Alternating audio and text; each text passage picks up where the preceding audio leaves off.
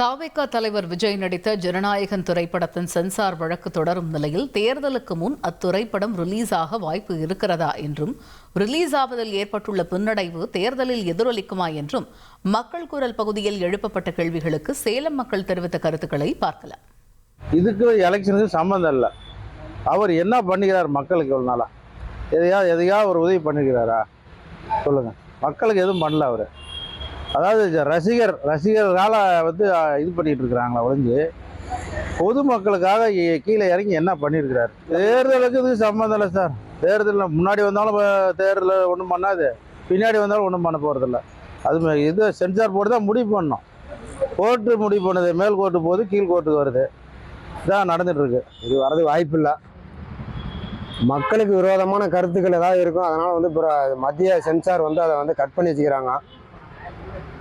இது பிரதிபலிக்கிறதெல்லாம் ஒன்றும் அது வாய்ப்பு இல்லை சார். எலெக்ஷன்லாம் ஒன்றும் வாய்ப்பு இல்லை சார். அதெல்லாம் எலெக்ஷனுக்கு பின்னடைவா அப்படின்னு கேட்டாலும் அவன் பின்னடைவும் இல்லை, அதெல்லாம் ஒன்றும் இல்லை சார். அதெல்லாம் ஒரு சாதாரண திரைப்படம் தான் சார். அதெல்லாம் ஒன்றும் இல்லை. இது அரசியலுக்கு அதுக்கு எந்த ஒரு சம்மந்தமும் இல்லை. என்ன இவங்களுக்கு தான் 500 டிக்கெட் 1000 விற்பாங்க, 2000 விற்பாங்க. வருமானம் அவங்களுக்கு தான், சினிமா நடிகர்களுக்கு தான் வருமானம். அரசியலுக்கு இதுக்கு எந்த ஒரு பழிபோதனும் கிடையாது. ரசிகர்களோட எதிர்பார்ப்பு படம் வந்தால் பரவாயில்ல அப்படின்னு. ஆனால் அரசியல் ரீதியாக அந்த படத்தை வரவிடாமல் தடுக்கிறாங்க.